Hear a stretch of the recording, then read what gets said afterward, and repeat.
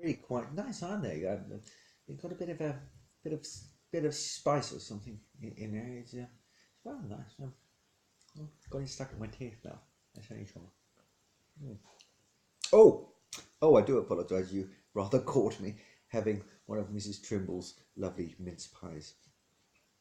Bit of a treat, as you know. Here, well, you may not know. Here in Bliss HQ, we're rather a fan of the odd cake.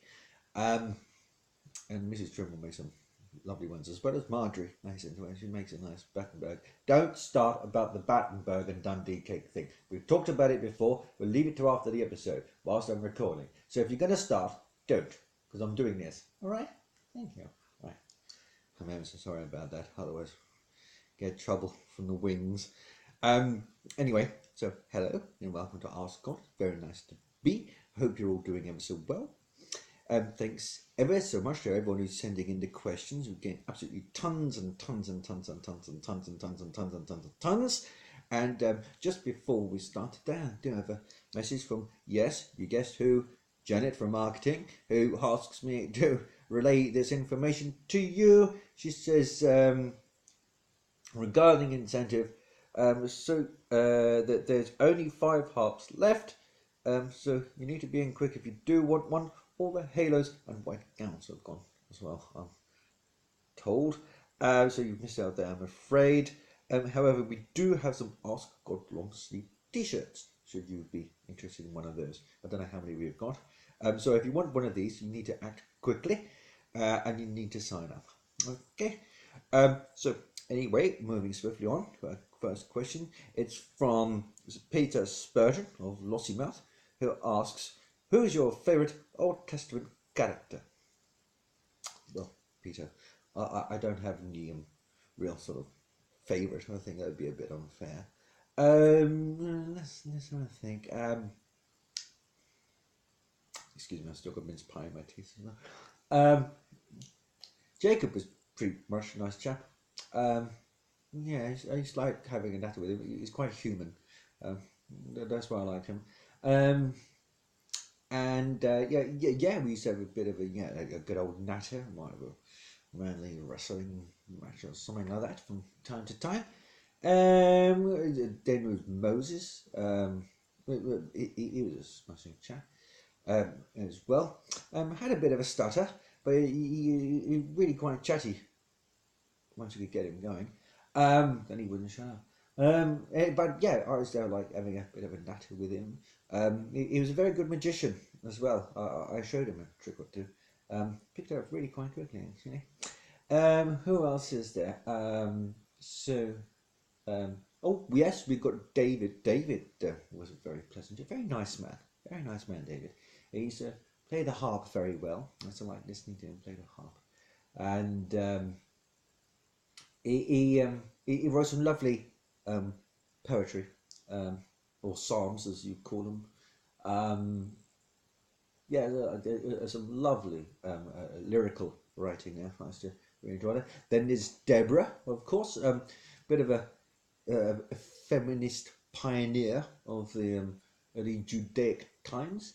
Yeah, she was good for an actor. She used to have a bit of a laugh as well, and she had a thing about tent pegs. I don't know what that's all about, really.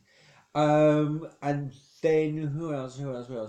Oh yes, Adam, of course. Adam, very pleasant chap. Used to have a bit of a natter in the garden in the evening, in the cool of the day, just have a walk around, maybe go around the lake or something like that.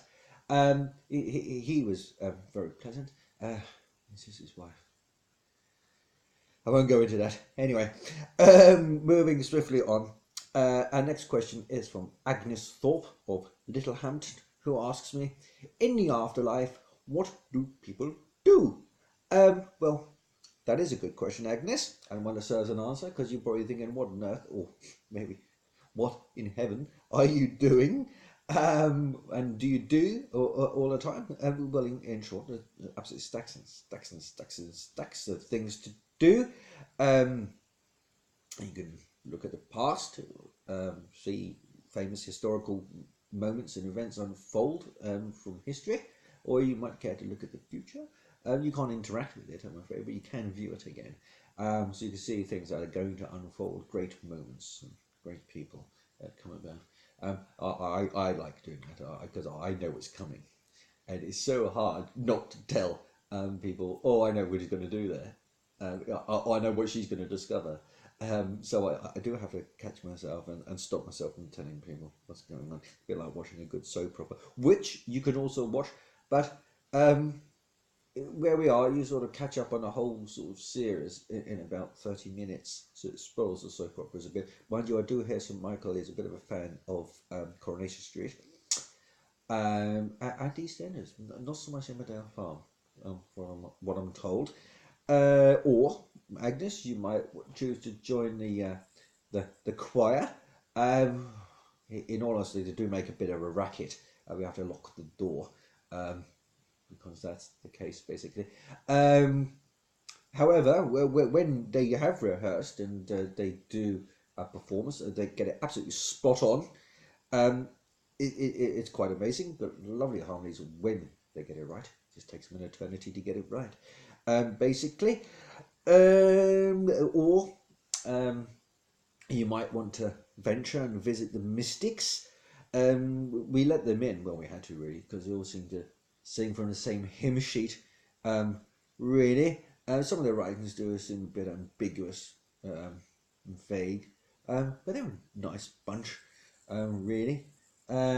You know, there's a good few of them, and they're always great talking to. You can get a good conversation out of them. Shams, you can barely get to shut up, really. So there's Hafiz, there's Shadi, Meister Eckhart, Thomas Merton, Rumi, of course. He's very, very popular. Thomas Merton, Shams Tabriz, of course.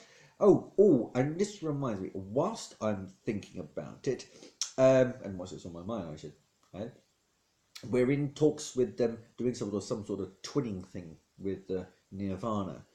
Um, I don't know if you've ever been through sort of a European or British town. Often it says I don't know, think of an example. You know, Easington Lane in County Durham, for example, might be twinned with Essen in Germany or something like that, and they do cultural exchanges. People come and go, sort of, you know, show each other's cultures, show each other around a bit, that sort of thing. So we're doing that really with Nirvana, and that's happening at the moment.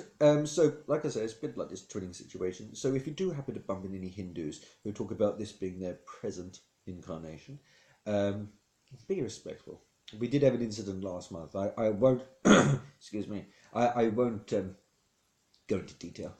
We just let bygones be bygones, basically. Same with the Buddhists. They're a happy enough bunch. Just along the way there in Nirvana. The matches do go on a bit, I find. But at least it's a bit more harmonious than when the heavenly choirs practicing. So in that sense, it's almost bearable. Or you may enjoy meeting some of the famous people, of course, that are up here. We have to do it quite formally now, I'm afraid. Oh yeah, that reminds me, Gandhiji, he's got 2 days that he sets aside for everyone now, when he will greet guests, as he is a very popular chap, became #1 in the most preferred historic person you'd like to meet competition, and #2 was Einstein, as you might have thought. He's available only when he feels like it. He's a bit temperamental, basically. Next is Mother Teresa, whose door is always open, because she forgets to close it, bless her. Anyway, who else? Thomas Edison. Yes, he's most of the time in hiding from Joseph Swan, so catch him when you can. Elvis is in the building. You'll be glad to hear. Any Michael Jackson fans out there? I think. Oh, all right. Jury's out on that one still, is it? Well, anyway, he's in purgatory. Well, we call it the waiting room. So yeah, he's in there for the time being. Napoleon's very popular. He will speak to you if you can find him. He is a tad short, so it's not so much looking out for him as looking down for him. You tend to sort of look over him and not realise Does get on his nerves a little bit as well. I think he's a bit heightist, if I'm honest. But we won't hold that against him.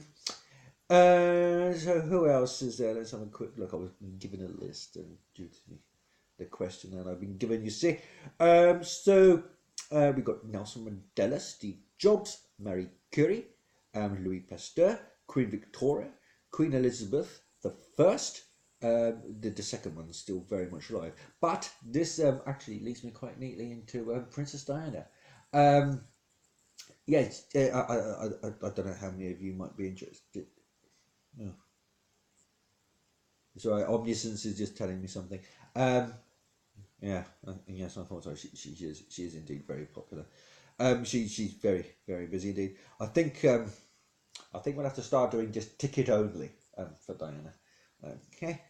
Then there's also David Bowie, Freddie Mercury, Ripper Phoenix, Bob Hope, Johnny Cash, June Carter Cash, Kurt Cobain, Khalil Gibran, Ernest Hemingway, Tolkien, there's C.S. Lewis, Florence Nightingale, Ronald Reagan, Doris Day, Captain Cook, J.M. Barrie, Oppenheimer. Yes, he's here, but that surprised you. And Niels Bohr. They only see people on Wednesdays, I'm afraid. Then there's John Logan Baird, Galileo, Copernicus, Martin Luther, both of them, Pliny, both of them, Frank Sinatra, Thomas Swift, Hans Christian Andersen, Charles Dickens, St. Paul, St. Francis, Jimi Hendrix, James Dean, Agatha Christie is very popular as well, actually. George Washington, Benjamin Franklin, Horatio Nelson. All of these apparently only do Thursdays at the moment. Oh, so does Prince. I have no other details. It was just simply Prince. Not too sure who he is myself. So the popes, they only do Fridays. So who's left? We've got Muhammad Ali, the Disciples, Buddy Holly, John Denver, President Nixon. How did he get in? I will discuss that later. John F. Kennedy. In fact, there's all the Kennedys. Good grief, there's a lot of them. Janis Joplin, Socrates, the Duke of Wellington, the Romanovs. They seem to be unusually popular. I'm not too sure why. Bruce Lee, Miles Davis. They all do Tuesdays. Mondays are mostly free at the moment, but I do fear they're taken up quite rapidly as we speak. We're currently doing a list for people to visit on Mondays. You might start doing tours or something like that, I feel. Might resolve the issue. So anyway, yeah, yes. That reminds me. We've also got. We were planning a McDonald's fly-through takeaway, but the vegetarians not on the case there, unfortunately. Gandhi's leading the petition, so I don't think that's going through. Really. Then we've also got, oh yes, the Starbucks. We're not probably getting the McDonald's fly-through, but we are getting a Starbucks, so that'll please the atheists. They do like coffee.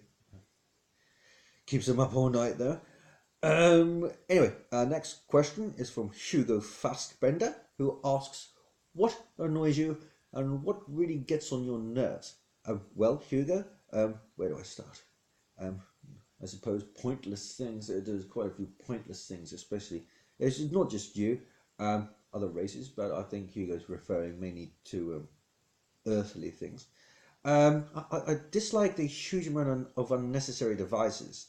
That things like door handle handlers. Just use the door handle. Um, you then those devices that enable you to find the devices that find your keys. And then you've got another device that finds a device that finds a device that finds your keys. I can't see the point in them. What else? Back scratchers with inclusive shoehorns, although they are brilliant for midgets who want to scratch their back at the same time.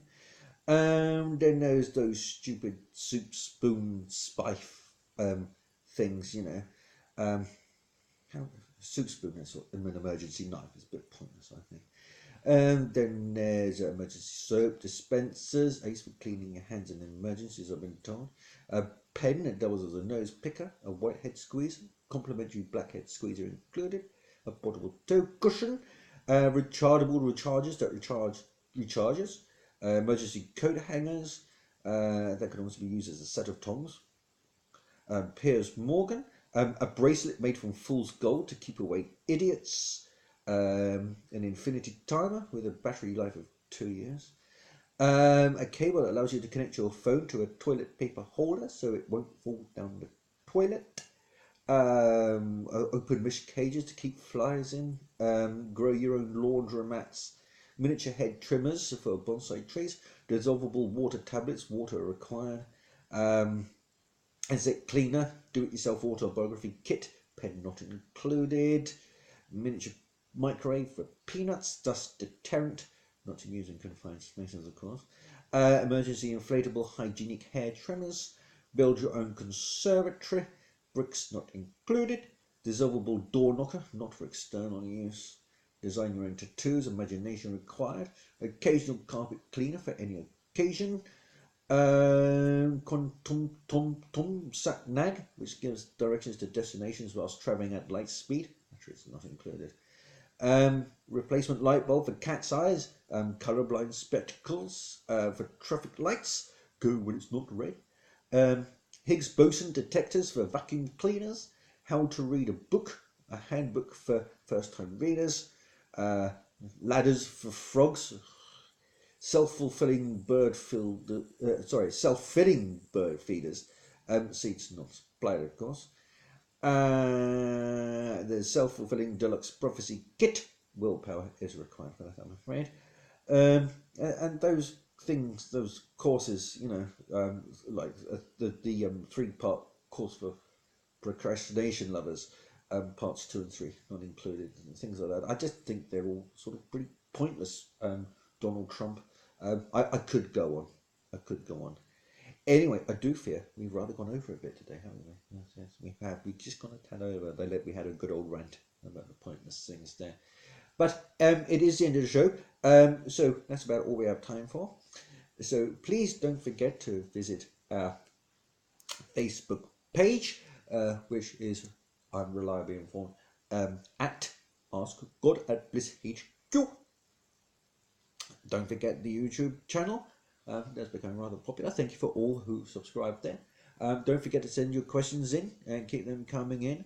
You can send them, you know, by fax, email, SMS, or text message, as the trendy young people say. You can phone us. You can write a letter. You can go old school and pray, which I rather like. No preference, but you know, I rather like a good prayer. Chance of a natter, really. Anyway, I do digress. It is time to go, and so until next time, be safe.